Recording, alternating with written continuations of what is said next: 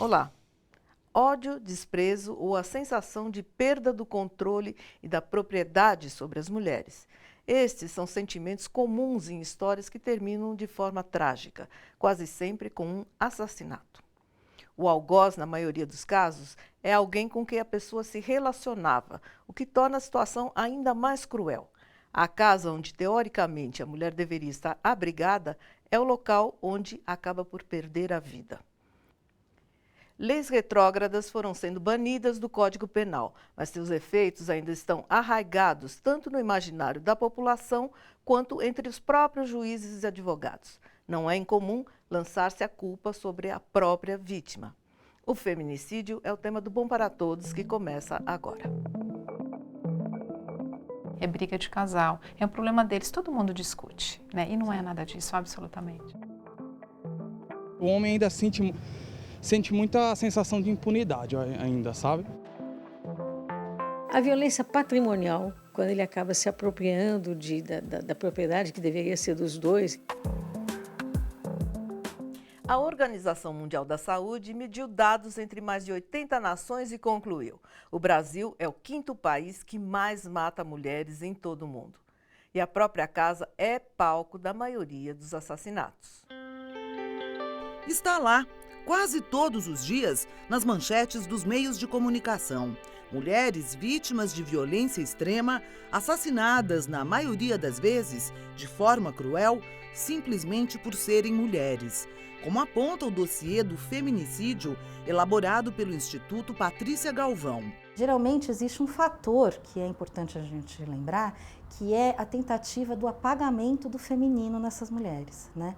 Então são crimes muito fortes, são tiros no rosto, né, que desfiguram totalmente a pessoa, esganadura, né, quer dizer, calar a boca dessa mulher de tal maneira que ela não fale mais, que não fale mais nada, que não se, nem o sim ela fale mais. A adolescente Liana Friedenbach foi sequestrada em 2013 durante uma viagem com o namorado Felipe Café. Os dois foram assassinados, mas de modo muito diferente. O Felipe foi assassinado no primeiro dia desse sequestro com um tiro na nuca e a Liana ficou 5 dias sequestrada por um grupo de 4 maiores de idade e um menor de idade, o tal Champinha. Ela foi estuprada pelos 5 durante esse período e no último dia o Champinha assassinou ela com 16 facadas. O fato de ter acabado logo para ele e ter continuado para ela tem uma diferença, né? Foi, no caso, ela, lá como mulher, eles viram aquele interesse de continuar ela lá como objeto e lá à disposição deles. Liana não conhecia seu assassino, mas a maioria das mulheres mortas se relacionava de alguma forma com os criminosos.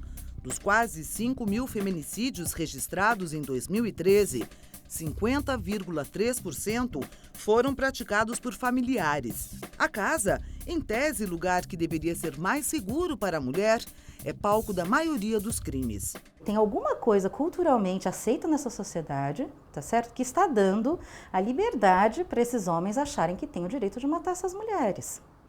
Né? Porque não é um fenômeno aqui, não é um fenômeno acolá. Nós temos que considerar que o Brasil é o 5º país que mais mata mulheres no mundo, num ranking de mais de 80 nações medido pela Organização Mundial de Saúde.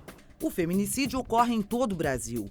Os maiores índices são registrados nos estados de Roraima, Espírito Santo, Alagoas e Goiás.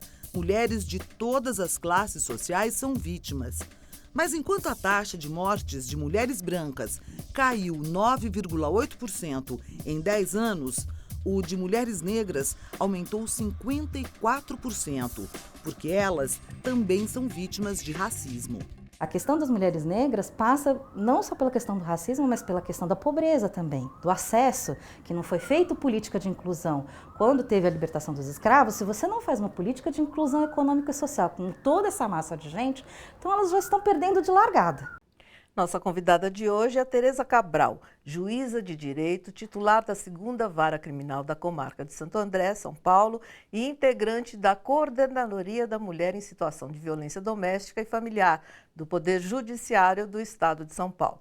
Tudo bem, Tereza? Tudo bem, e você? Pois é, a gente acabou de ver, e o caso Felipe Café e Liana Friedenbach é quase uma exceção, uma vez que cerca de 5.000 feminicídios em 2013 apontam que, na maioria dos casos, a vítima se relacionava de alguma forma com o criminoso. Isso é o mais comum, né, Tereza? Sim, isso é comum. O feminicídio, na verdade, ele é um fenômeno que ele advém de uma cultura da violência contra a mulher. Né, o machismo, o patriarcado, que acha que nessa intersecção e nessa relação de poder, o homem pode mais que a mulher, e nessa tentativa de controle, a gente tem o feminicídio ou tentados ou consumados como uma expressão máxima desse tipo de agressão. Quem é mãe de meninas tem que se desdobrar para protegê-las. Elas nunca estão seguras. Eu tomo o maior cuidado com elas. O tempo todo, eu não deixo sair sozinha, nem para a escola, nem sair da escola. Ela agora vai ser transferida para uma escola um pouco mais longe de casa, vou ter que pagar a perua, bem caro, porque não tem como pegar ônibus. Porque é o medo que a gente tem o tempo todo de assassinato de mulheres o tempo todo. Isso constantemente a gente vê. Principalmente a gente que mora na periferia, né? Tereza, isso não é um medo assim fictício, né? Maria Amélia, se você considerar que pelos índices o lugar mais perigoso para uma mulher é dentro de casa, e isso é uma verdade, inclusive com relação a estupros, né? A gente está partindo de um pressuposto que não necessariamente é verdadeiro. Eu acho que tem que tomar cuidado, obviamente que tem, mas a gente também tem que olhar para essa cultura, que é a cultura da violência contra a mulher, que é ela que faz com que essas situações aconteçam, e principalmente dentro de casa. Para nós mulheres, o ambiente mais inseguro é dentro de casa. Nossa, isso é assustador. Bastante. É porque a gente também ouve muito falar, você ouve, chegaram a pensar em vagões de trem só para mulheres. Sim, sim. Então isso tudo cresce no imaginário da gente, mesmo que seja um caso esporádico, né? Sim, e o que eu acho importante, na verdade, é que nós, homens e mulheres, precisamos aprender a conviver em harmonia, na verdade, de respeito, dignidade, igualdade, né, efetivamente. Não adianta a gente segregar com uma tentativa de eliminar, porque o problema ele não só vai continuar a existir, como, na verdade, eu tenho a impressão que ele até aumenta. A gente precisa educar as pessoas para que convivam de uma outra forma nessa situação e que o machismo acabe de uma vez por todas. Né? Pois é, mas quando a gente fala nisso, a gente lembra dessas reformas que vêm aí para a educação. E uma das coisas que querem tirar é a possibilidade de discutir gênero na escola. Exatamente. Na verdade, Maria Amélia, assim, é uma falsa noção do que acontece. Porque gênero a gente discute o tempo inteiro. Quando a gente conta para um menino que ele tem que vestir azul e para uma menina que ela só pode vestir rosa e que, na verdade, as brincadeiras de meninos e meninas têm que ser diferentes. E a gente coloca sempre o homem no lado público e a mulher sempre como uma dominação dentro do privado, né? Se conta para a menina que ela tem que varrer, que ela tem que passar, que ela tem que cuidar das bonecas dela, a gente está falando de gênero. Só que a gente está falando de uma maneira totalmente deturpada e equivocada e criando uma sociedade que é uma sociedade que lida com essas diferenças de uma maneira totalmente absurda. Algumas leis foram criadas e significaram um avanço, mas o número de assassinatos ainda é grande. E essa é a dúvida de Adriana, que nos manda uma pergunta pelo WhatsApp. Ela diz: sou estudante de assistência social em Presidente Prudente. Sei que temos algumas leis para a segurança da mulher, como a Maria da Penha e o próprio feminicídio.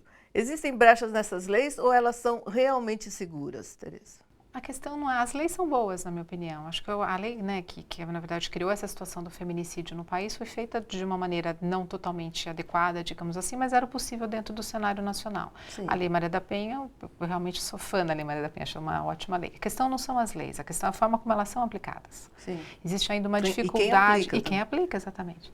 Existe uma dificuldade ainda em se entender o feminicídio como um fenômeno de assassinato de mulheres pela razão de serem mulheres exclusivamente.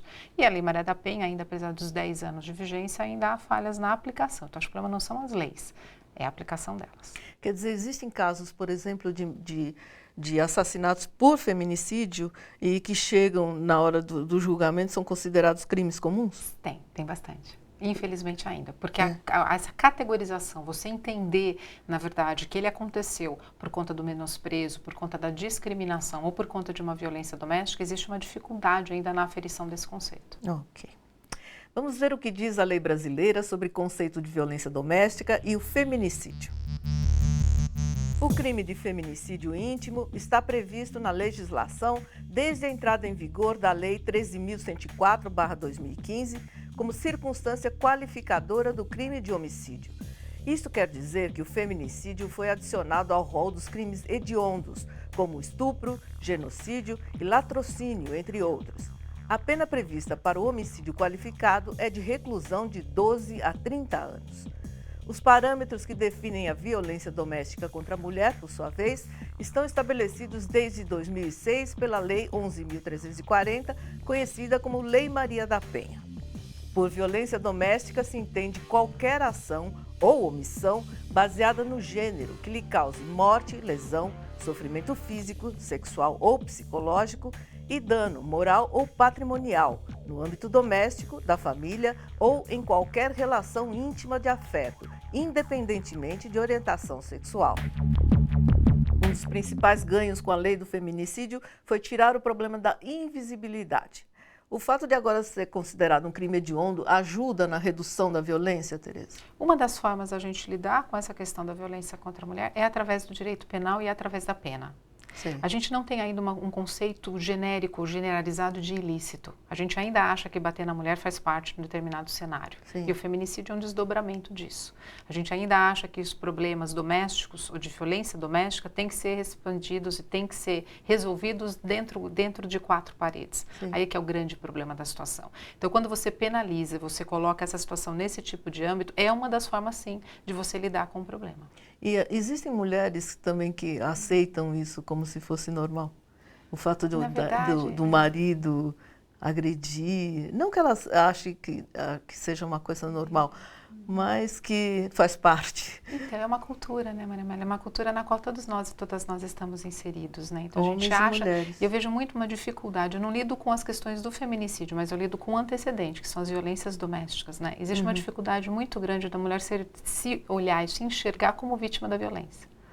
Até que isso aconteça, demora. Porque acontece dentro de um contexto culturalmente aceito de dominação e de poder. Então, Ela tem se essa sente dificuldade, culpada. sim. A maior parte das vezes, sim. No próximo bloco, os índices alarmantes da violência contra as mulheres.